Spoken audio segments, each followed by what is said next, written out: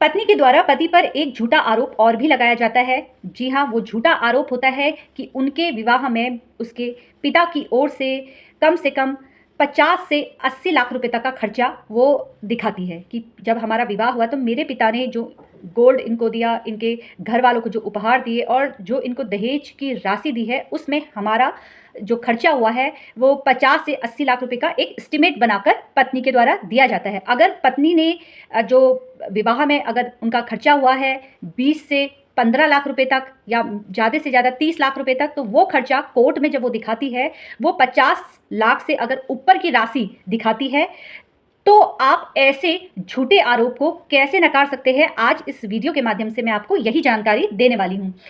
चलिए पहले तो हम ये जानते हैं कि आखिर महिला बड़ा चढ़ाकर कोर्ट में इतनी ज़्यादा राशि क्यों दिखाती है।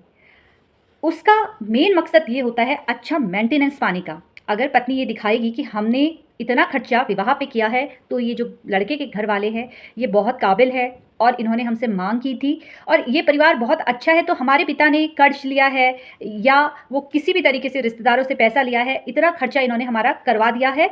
और क्योंकि ये संपन्न परिवार है, ये ज़मीन जायदाद वाला परिवार है, लड़के की इनकम बहुत अच्छी है, तो इस वजह से हमने भी इतना पैसा खर्चा कर दिया। लड़के की डिमांड थी तो हमने इनको इतना पैसा कैश में दिया। ये उसका जो मोटिव होता है वो सिर्फ यही होता है अच्छा मेंटेनेंस पाने का, क्योंकि खर्चा तो पत्नी के द्वारा, उसके परिवार के द्वारा मिनिमम 20 या 30 लाख रुपए अगर वो एक विवाह में खर्चा करते हैं, तो कोर्ट में जो वो राशि होती है वो जस्ट डबल हो जाती है। तो इसका मेन उद्देश्य पत्नी का सिर्फ इसी कारण होता है कि वो मेंटेनेंस अच्छा प्राप्त कर सके। कहीं न कहीं पत्नी का उद्देश्य होता है कि पति पर एक प्रेशर बने, कोर्ट की ओर से एक प्रेशर बने कि भई तुम्हें इतना सारा पैसा दिया गया है, इतना उनकी शादी पे उन्होंने खर्च कर दिया है और अब आप मेंटेनेंस देने से क्यों झिझक रहे हैं। तो ये पत्नी के द्वारा पति पर एक तरीके से प्रेशर है अच्छा मेंटेनेंस पाने के लिए। अब इसका सॉल्यूशन क्या है आखिर हमारे पास? देखिए इसके 2 सॉल्यूशन हैं। पहला सॉल्यूशन तो आप जो है साबित करें कि ये सारे आरोप झूठे हैं। पहला तो ये सॉल्यूशन है। अब आप ये कैसे साबित करेंगे? और दूसरा बहुत आसान तरीका आज मैं आपको बताने वाली हूँ। दूसरा जो तरीका है वो है आप अपनी पत्नी और उसके परिवार की जो शिकायत है आप वो इनकम टैक्स ऑफिसर के पास कर सकते हैं। अब आप ये कैसे करेंगे, आज मैं आपको यही जानकारी दूँगी। चलिए बात करते हैं कि आपको कंप्लेंट करनी कैसी है। देखिए जब पत्नी पुलिस स्टेशन जाकर आपके खिलाफ एफआईआर लिखवाती है, तो उस वक्त उसका जो खर्चा होता है शादी में, अगर मान लीजिए कि पत्नी के द्वारा 8 से 10 लाख रुपए तक का खर्चा हुआ है या 8 से 20 लाख रुपए तक का खर्चा है, तो वो जो एफआईआर जब लिखवाएगी तो वो खर्चा जस्ट डबल लिखवाने वाली है। अब पत्नी के द्वारा एफआईआर भी लिखवा दी गई है, बस आपको शांत रहना है, उस समय आपको कुछ नहीं करना है। जब आपको मालूम चलता है कि पत्नी ने आपके खिलाफ कंप्लेन करवा दी है और उस कंप्लेन की अगर आपके पास कॉपी मिल जाती है, तो आपको ये पता चल जाएगा कि उसमें कितना अमाउंट लिखा गया है। अब बस सिर्फ आपको एक काम करना है, आपको तुरंत इनकम टैक्स ऑफिसर के पास जाकर कंप्लेन करनी है। देखिए ये जो मैं बात कर रही हूँ, ये बात सिर्फ उसके लिए की जा रही है जब अमाउंट राशि बहुत ज़्यादा है, 50 लाख रुपए से ज़्यादा की अगर राशि है। अब आपको इनकम टैक्स में कंप्लेंट आप कैसे कर सकते हैं? देखिए इनकम टैक्स में कंप्लेंट करने के 2 तरीके हैं। एक तो आप लिखित रूप से आप करवा सकते हैं और दूसरा आप ऑनलाइन माध्यम से भी करवा सकते हैं। पर मेरा आपको सजेशन यही रहेगा कि आपको ऑनलाइन माध्यम से कंप्लेंट करनी है। पहला तो ये बहुत ईज़ी है, आप घर बैठे-बैठे ऑनलाइन माध्यम से कंप्लेन करवाइए और दूसरा ये है कि ऑनलाइन माध्यम से जब भी आप कंप्लेन करें तो तुरंत जब भी करते हैं तो तुरंत रिस्पॉन्स मिलता है। तो आपको ऑनलाइन माध्यम से कंप्लेन करनी है। कंप्लेन में आप एक एप्लीकेशन लिखेंगे कि एप्लीकेशन इस तरह से होगी कि मेरी पत्नी के द्वारा मुझ पर आरोप लगाया गया है कि हमने अपने विवाह पर इतना रुपया खर्च किया है, मेरे परिवार वालों ने इतना रुपया खर्च किया है, अब ये सारी राशि मैं अपने पति से मांगना चाह रही हूँ। लेकिन इनका जो आरोप है ये पूर्ण रूप से सत्य नहीं है, इतना खर्चा नहीं हुआ है जितना कि ये दिखा रहे हैं। इनके पास मुझे ये भी नहीं पता कि सोर्स ऑफ इनकम कहाँ से है, क्योंकि इनके घर पे हो सकता है कि ये ब्लैक मनी हो, ऐसा मुझे अंदेशा है। इस तरीके से आप एक एप्लीकेशन लिखाएंगे।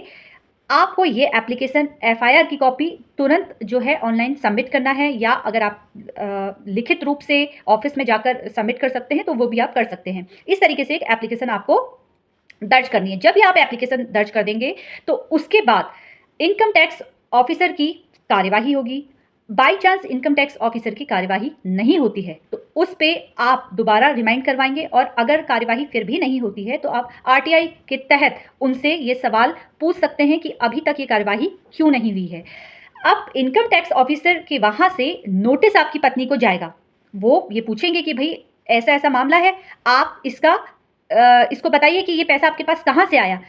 पत्नी के द्वारा अगर झूठा आरोप है तो पत्नी पहला तो घबरा जाएगी। आप समझिए बात को, क्योंकि इतना तो खर्चा ही नहीं हुआ है, वो कहाँ से खर्चा दिखाएगी? ना पत्नी उसको मान सकती है और ना ये बोल सकती है कि ये आरोप जो मैंने लगाए हैं वो झूठे हैं। ये 2 तरीके की अगर पत्नी इन बातों पे उलझ जाएगी और वहीं पर उसका कॉन्फिडेंस खत्म हो जाएगा।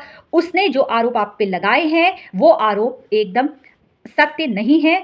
इस तरह से पत्नी जो है उलझेगी।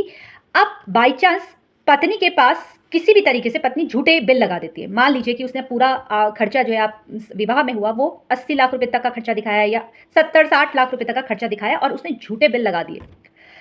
अगर वो झूठे बिल लगाती है, चाहे वो मैरिज हॉल के लगाती है, चाहे वो खाने के लगाती है, चाहे वो गोल्ड के लगाती है, जो बिल उसके द्वारा लगाए जाएँगे, अगर उसकी जाँच हो गई, तो जिसने उसे वो बिल दिए हैं, वो भी इनकम टैक्स के दायरे में आ जाएगा। तो ऐसा पत्नी के द्वारा नहीं किया जा सकता है और अगर पत्नी करती है, तो जो उसको झूठे बिल देगा, वो भी इस केस में फँस जाएगा। तो वहाँ पर आप ये सारी चीज़ें कोर्ट में बता सकते हैं। कोर्ट में भी आपको ये कॉपी लगानी है।